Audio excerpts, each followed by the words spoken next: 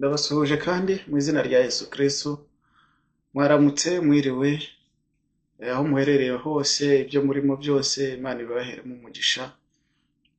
Uyu munsi ni umunsi kuri twebwe hano muri Canada, ni umunsi wo kwa kabiri. Dusigaje amasaha atari menshi cyane, tukaba twinjiye muri Noheli. Ni umugisha ukomeye cyane kuba Imana ibiduhaye uyu munsi cyangwa uyu mwaka kongera kuwugeramo. Rero tudatinze reka tubanze dusenga Imana, hanyuma dusome ijambo ry'Imana. Mana yacu ishobora byose, mu izina ry'Umwami wacu Yesu Kristo, tuje imbere yawe, tuje kugushimira, tuje kukuramya. Ibyo wadukoreye ni byinshi cyane, waraturinze, waraturwaniriye, waratuvuye turwaye, waratugaburiye dushonje. Ni ukuri utagushima sinzi uko yaba ameze. Turagushimiye rero ko n'uyu munsi urikesheje kuri bamwe n'abandi wabirije amahoro. N'uwo bimeze nabi, Mwami, dufite ibyiringiro by'uko ushobora kongera ugaca inzira, ukongera ukagira neza, nawe akishima, kuko niwe Mwami w'amahoro, niwe utanga ibyishimo, niwe karuhura, niwe umara intimba n'imibabaro yose iri mu mitima yacu. Izina ryawe rihabwe icyubahiro. Mana yacu rero, tugiye kumva ijambo ryawe, waryandikishije kugira ngo rijye riruhura abantu, rijye rikiza abantu. Reka aka kanya iri jambo tugiye gusoma, Mana, umbashishe kurivuga nk'uko bikwiriye, kandi umpishurire, umpe n'amagambo aboneye. Umwuka wose wa Satani warirwanya utsindwe mu izina rya Yesu Kristo. Ndagusaba ubwenge buvuye iwawe, ndagusaba ubuhanga Mwuka Wera, ndagusaba ngo uze uture muri njye, umbashishe kuvuga. Unkore Mwami ku rurimi, urunkureho Mwami kuremererwa, urukuremo Mwami gutegwa kose, maze mvuge mbwirijwe nawe. Icyubahiro n'ikibi cyawe. Data wera, n'uyu muntu ugiye kumvira ijambo, dore yararushye, yararemerewe, yarafite ibibazo, yarafite agahinda, yarashonje se, yarahangayitse, yarafite amadepresiyo, ariko niwe wenyine Mwami ubasha kumukiza. Herekeza iri jambo ryawe Mana, herekeza iri jambo ryawe Yesu Kristo, rigende rikora imirimo n'ibitangaza, rigende rivura indwara, rigende rikize imibabaro n'agahinda, rigende rikandakanda imitima y'abantu bariya bari bashavuye, bari bafite agahinda, bararaga barira, birirwaga barira, bariya bari bihebye, wongere ubagirire neza. Urakoze kubyumvise kandi bikoze mu izina rya Yesu Kristo dusenze twizeye, amen. Mwene data, mushiki wanjye uherereye hirya no hino, aho ntabasha kurondora, ariko dufite abashuti bacu, dufite abadukunda, dufite abadukurikira, barazwi, bariyizi, turaziranye. Hari abari muri Amerika, hari abavandimwe bari muri Amerika, hari abari mu Rwanda, hari abari muri Uganda, hari abari muri Benin, hari abari hano muri Canada, abo tubana hano muri Canada. Mwese ndabasuhuje yambo, Yesu ashimwe cyane. Nongeye kubararika rero, ntibagiwe n'abari mu Bwarabu, mu mbabarire nari mbibagiwe, abantu duhora cyane cyane tuganira, bansaba no kugira ngo dusenge nohereze n'ijambo ry'Imana. Ndabasuhuza cyane. Uyu ni umwanya nanone Imana iduhaye kugira ngo twongere dusangire ijambo ryayo. Ndabasuhuje aho muri, amahoro, shalom shalom. Aka kanya rero tudatinze tugenda gusoma ijambo ry'Imana, ariko umaze kubona iyi link, umaze kubona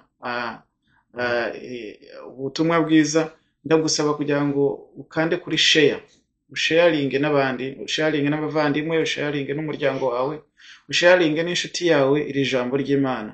Ukande kuri share rwose, uboherereze nabo bashe kumva ijambo. Kandi byaba byiza ukanze like, byaba byiza ukomentinze niba hari ibyo ubona twakongeramo. Ni ukuri ndabasaba ibyo bitekerezo kugira ngo bibashe kugira icyo byakubaka ku murimo w'Imana. Kandi niba ari bo bwa mbere waba ugiye kujya kuri iyi channel, nagusaba kugira ngo kandi kuri subscribe, ukande hari akazogera, ukande ahantu kuri s'abone.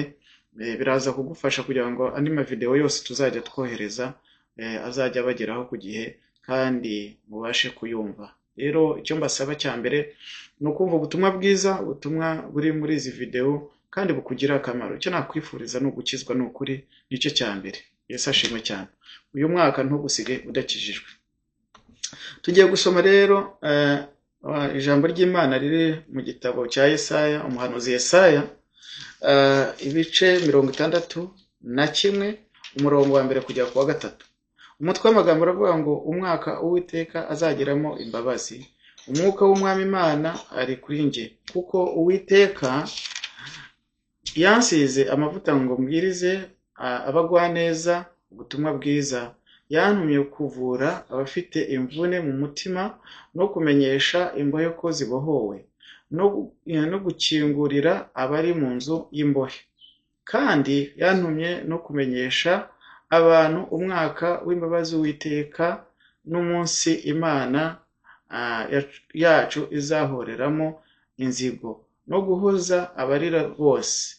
Yantumye no gushyiriraho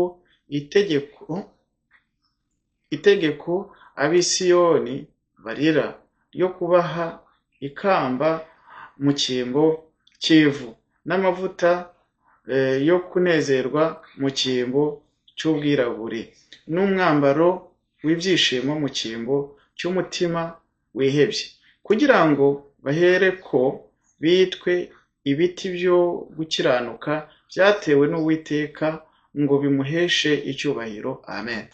Yesu ashimwe cyane. Turongera dusome n'irindi jambo naryo nanone riri mu gitabo cy'umuhanuzi Yesaya, ibice birindwi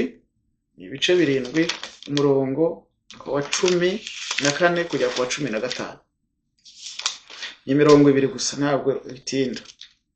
Umurongo wa 10, Yesaya ibice birindwi umurongo wa 14 kugera ku wa 15. Aravuga ngo nicyo kizatuma Uwiteka ubwe ari we uzabihera ikimenyetso. Dore umwari azasama inda, azabyara umwana w'umuhungu, amwite izina Emanueli. 15. Amata n'ubuki nibyo bizamutunga, kugeza aho azamenyera ubwenge bwo kwanga ibibi, agakunda ibyiza. Imana itugirire neza. Yesu ashimwe cyane. Tukitangira gusoma twasomye muri Yesaya ibice 61 umurongo wa 1 kugera ku wa 3. Iki gice kiragaragaza neza ubuhanuzi buvuga kuri Yesu. Uyu mugabo w'umuhanuzi witwa Yesaya yakunze guhanura cyane ibya Yesu Kristo. Aha rero iri jambo ni Yesu uvugwa, avuga ngo umwuka w'umwami Imana ari kuri njye, kuko Uwiteka yansize amavuta ngo mbwirize abagwaneza ubutumwa bwiza. Yantumye kuvura afite imvune mu mitima no kumenyesha imbohe ko zibohowe. Amina. Yesu nta kindi cyamuzanye. Yesu yaje kugira ngo abohore imbohe, yaje kugira ngo avure imitima ivunitse, imitima ifite agahinda. Yaje kugira ngo atange ibyishimo ahari akababaro. Ijambo ry'Imana dukomeje ubona ko rigaragaza ko ngo yaje kugira ngo asimbure ibihe by'umubabaro abishyiremo ibyishimo, ibihe by'agahinda ahashe umunezero. Yesu ashimwe cyane. Aha igihe cyo gufungwa mu mabohero, wari uri muri gereza, aguhe umudendezo. Yesu ashimwe cyane.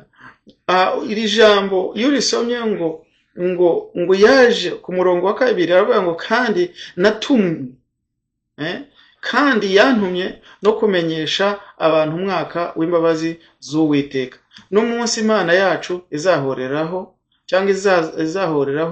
izahoreramo inzigo, no guhoza abarira bose. Amina. Ndagira ngo mwene data wumvira ijambo. Uyu munsi wa none turi gusoza umwaka wa 2024. Ni umwaka ushobora kuba waragenze neza kuri wewe cyangwa kuri njyewe, ariko hari n'igihe umwaka waba warakugendeye nabi. Ibyo byose Imana irabizi, ibyo byose Imana irabireba. Ibyakugendeye nabi, ibyakugendekeye nabi, Yesu yongeye kuduhumuriza ngo yasizwe amavuta. Amina. Ngo Uwiteka yamusize amavuta ngo abwirize abagwaneza ubutumwa bwiza. Ngo yantumye kuvura abafite imvune mu mutima no kumenyesha imbohe ko zibohowe. Imana itugire neza. Yesu nta kindi yahawe misiyo, yahawe ububasha bwo kugira ngo aze abohore imbohe. Abari baraboshwe n'agahinda, abari baraboshwe n'ibyaha, abari baraboshwe n'umuvumo, abari baraboshwe n'icyangiro, abari baraboshwe no gukererwa batavaho bari, kugira ngo uyu munsi mumenye ko Imana ari umwaka w'imbabazi yagize. Uyu ni umwaka w'imbabazi. Imana yongeye kugira imbabazi mwene data, mushiki wanjye wumva ubutumwa, muvandimwe wanjye, mukuru wanjye, murumuna wanjye. Ndagira ngo nongere nkwibutse ko imyaka iba myinshi, ibihe biba byinshi, habaho imyaka y'amarira, habaho imyaka y'ubukene, habaho imyaka yo kuba mu byaha, habaho imyaka yo kuba uri mu gahinda n'umubabaro, hariho imyaka yo gusuzugurwa, hariho imyaka yo kwangwa, hariho imyaka yo gucirwaho iteka, hariho imyaka abantu batakureba n'irihumye. Iyo myaka igibaho pe, ibyo bihe bijya bibaho. Iyo myaka igibaho, ukabaho ufunzwe, ukabaho ufungiranywe, ukabaho utereranywe, ukabaho nta numwe ugucira kari urutega, niko abanyarwanda bavuga. Iyo myaka igibaho, ibyo bihe bijya bibaho. Sinzi niba byarakubayeho. Iyo myaka cyangwa ibyo bihe bijya bibaho, ukaba mu butayu, ugashaka n'amazi yo kunywa ukayabura, ugashaka n'icyo kurya kikabura, ugashaka icyo kwambara kikabura, rimwe na rimwe ukambara n'ibyo bagukuburiye, ibyo abandi barambiwe. Iyo myaka igibaho, hajya habaho ibihe bibabaje bene data, hajya habaho igihe ushaka n'uwakurengera ukabura n'umwe. Hari ibihe nigeze kubamo ntazibagirwa, najyaga mpamagara abantu bose bakareba telefone yanjye ntibayakire. Iyo myaka ndayibuka. Iyi myaka nashoboraga kwandika SMS, nkandika message, umuntu ntasubize. Iyo myaka ntabwo nayibagirwa. Hari imyaka abantu bagufata nk'udafite n'ubwenge, umuntu wese yakureba akabona nta bwenge ufite. Hari imyaka ushobora kunyuramo n'umwana mutoya uruta akagusuzugura. Hari imyaka umuntu wese ashobora kureba akavuga ati ariko nkawe warize. Hari imyaka umuntu anyuramo, umuntu wese akavuga ati ariko unanirwa gute gukora akazi. Hari imyaka abantu bose bakureba bakakubona kuri umunebwe. Hari imyaka abantu bakureba bakavuga ati ariko ubundi ibyo urimo urabizi. Hari imyaka abantu bashaka kuvuga ati ariko ubundi uburuta akazi, uri umuntu w'umugabo. Ariko ndakubwira ngo Yesu aravuze hano, ijambo ry'Imana yavuze ngo igihe kirageze. Uyu ni umwaka witeka Imana agiremo imbabazi. Uyu ni umwaka Imana igiriyemo impuhwe. Iri jambo ribi ryawe nawe uyu munsi wa none, iri jambo ryaramfashije mwene data. Namenye ko imyaka iba myinshi, ariko hakabaho umwaka umwe gusa Imana igiraho imbabazi. Ahari ushobora kuba wireba ukumva urihebye, ukavuga ngo ugiye Imana yarandetse, Imana yaranyibagiwe, Imana yaranyanze se. Ese birashoboka ko ari ibyaha byinshi nakoze? Ese birashoboka kuba barandoze? Ese birashoboka kuba hari ikindi ukanicuza, ukihana, ugatanga amaturo, ugatanga ibitambo, yewe n'ababahanuzi bakaboneraho bakakubeshya, bakakubwira ngo buriya ngo bimeze uku, bimeze gutya na gutya. Ariko ndagira ngo nkubwire ngo hajya habaho icyo gihe. Hariho igihe cy'ubutayu, hari igihe cyo kubiba, ariko hari n'igihe cyo gusarura. Hari igihe cyo gusenga, hari n'igihe cyo gutegereza, ariko hariho n'igihe cyo gusubizwa. Uyu munsi wa none ndagira ngo nkubwire ngo ushaka gusenza amezi 11, ariko uyu munsi wa none Imana ikwibuke, Imana yongere yibuke, yongere kugirira imbabazi nawe nkuko yagiriye ababandi imbabazi. Haleluya. Nkuko yabivuze ngo yansize amavuta ngo mbwirize abagwaneza ubutumwa bwiza, yantumye kuvura abafite imvune mu mutima, no kumenyesha imbohe ko zibohowe. Haleluya. Hari abantu benshi bagenda bafite imvune. Imvune ntabwo ari imvune y'igufa gusa. Imvune ntabwo ari imvune yo mu ngingo gusa. Imvune ntabwo ari imvune y'umubiri gusa mwene data. Imvune ni nyinshi. Agahinda kaba kenshi. Yo kabaye kenshi kavuna umutima. Umuntu akagenda ashenguka. Rimwe na rimwe bamwe baranaseka bababaye. Rimwe na rimwe baseka batariho. Ariko ibi byose Imana nayo irabizi. Nta na kimwe Imana itazi. Imana izi ko hari abantu bagenda bababaye. Abanyarwanda baravuga ngo imfura ishenjagira ishenguka. Niba ari ishenguka ishenjagira simbizi, ariko ntabwo ikinyarwanda nkizi neza. Ariko hariho imvune yo mu mutima mwene data. Hariho agahinda karenga, kakaba indega kamere, kagashenjagura abantu, kakavuna imitima y'abantu. Uyu munsi wa none rero ndagira nongere nkwibutse, nkubwire yuko Imana iracyashoboye, Imana iracyafite ubushobozi, Imana iracyahari, Imana iracyariho kugira ngo itwibuke. Izina ry'Imana rihabwe icyubahiro. Ijambo ry'Imana yatubwiye ngo yansize amavuta ngo mbwirize abagwaneza ubutumwa bwiza. Haleluya. Ndagusaba kugira ngo ugwe neza mwene data. Ndagusaba kugira ngo ugire kugwa neza muri weho.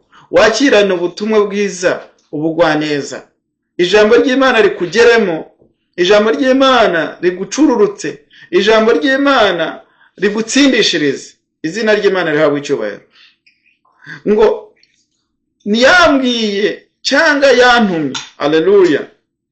Yansize amavuta. Ndagira ngo umunsi wa none Imana gusiga amavuta. Umwuka wera kumanukire. Amavuta y'umwuka wera gutembeho. Akumareho umwera. Akumareho umunkanyari. Amavuta y'Uwiteka Imana yongere agutembeho. Ugira ubugwaneza mu mutima wawe. Haleluya. Umunsi wa none amavuta y'Uwiteka Imana akugaragareho. Aguheshe igikundiro. Aguheshe ibyo abazungu bita ngo ni favor. Iyo amavuta akuriho. Haleluya. Agukuraho icyangiro. Yesu we yasizwe ayo mavuta. Yasizwe amavuta. Reka nanjye uyu munsi wa none umwuka wera gutembeho. Umwuka wera kumanukire.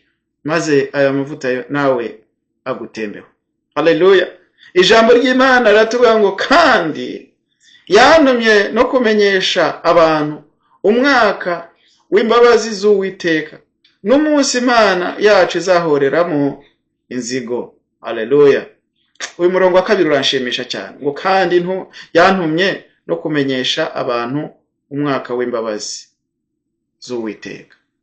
Uyu munsi ndagira ngo umenye ko Imana igufitiye imbabazi. Uyu munsi wa none wongere ubimenye, ubizirikane kandi unabyibuke ko uyu ari umwaka w'imbabazi. Uyu ni umwaka Imana ikugireho imbabazi mwene data. Reka uyu munsi wa none Imana ikugirire imbabazi. Imana ikubabarire ibyaha, Imana ikubabarire ibicumuro, Imana ikubabarire ingeso mbi, Imana ikubabarire kamere, Imana ikubabarire imyitwarire yose idakwiriye umwana w'Imana. Kuko nicyo Yesu cyamuzanye. Ijambo ry'Imana yatubwiye ngo mu cyimbo cy'ivu. Haleluya.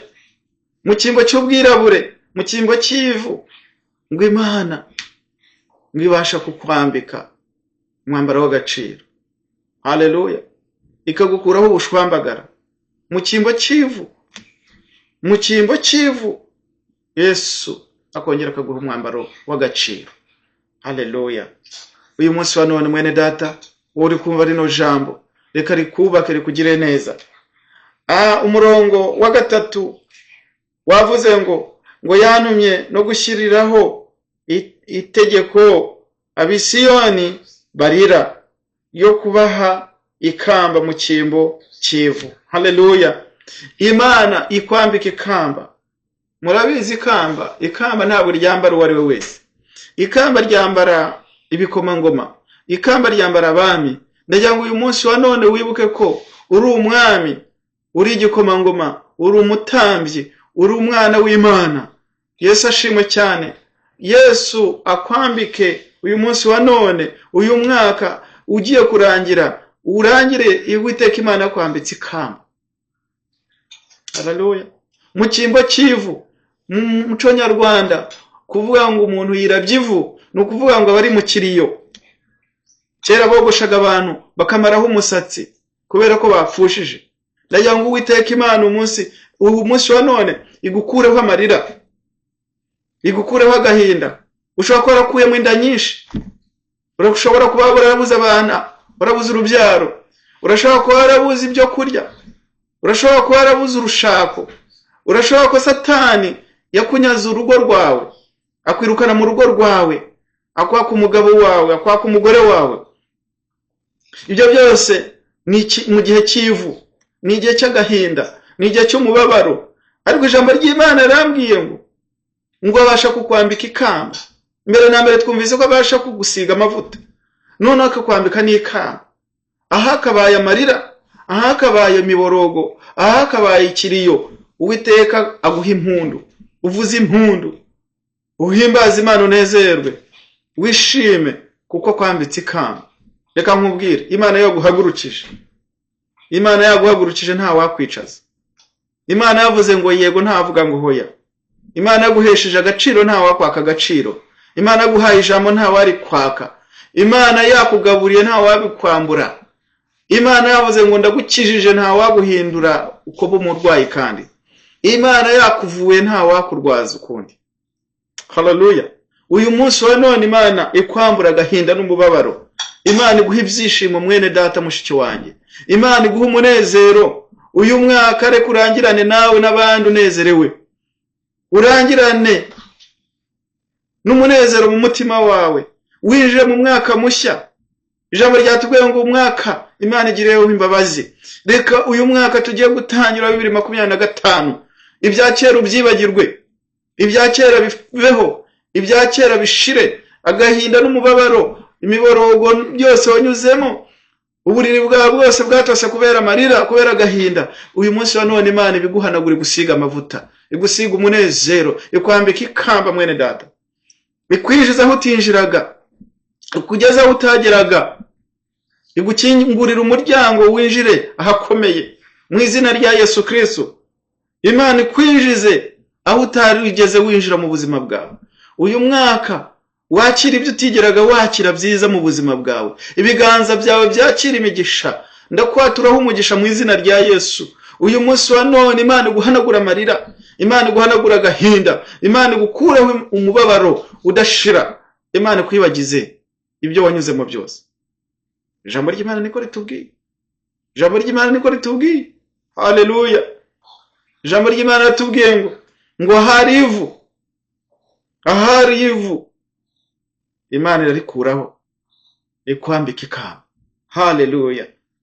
Ngo n'amavuta yo kunezerwa mu cyimbo cy'ubwirabure, n'umwambaro w'ibyishimo mu cyimbo cy'umutima wihebye. Haleluya. Yewe reka nkubwire, ndumvira ijambo rifite imbaraga, ndumvira ijambo hari icyo riri gukora. Mwene data uri kuryakira, reka Uwiteka Imana uyu munsi wa none gukorera ikiri jambo riri kuvuga. Yesu Kristo turi kwibuka amavuko ye, turi kwibuka ko yavutse. Reka uyu munsi wa none yinjire mu buzima bwawe. Haleluya. Ijambo ry'Imana twasomye muri Yesaya 7 umurongo wa 14 hatubwiye ngo uwo mwana, haleluya, ngo uwo mwana, reka tubasome kandi 14 aravuga ngo nicyo kizatuma Uwiteka ubwe ari we uzabihera ikimenyetso. Ndagira ngo uyu munsi wa none Imana iguhe ikimenyetso, kuko Imana yacu ni Imana igendana, ikorana ibitangaza n'ibimenyetso biherekeje. Imana yacu Yesu Kristo iyo yabashaga gukora igitangaza cyazaga giherekejwe n'ibimenyetso. Ndagira ngo Imana yacu kuko ari Imana igendera mu bimenyetso n'ibitangaza, uyu munsi wa none ikwereka ikimenyetso ko ikukijije, ikwereka ikimenyetso ko amateka ahindutse, ikwereka ikimenyetso ko uyu munsi Yesu Kristo akuvukiye.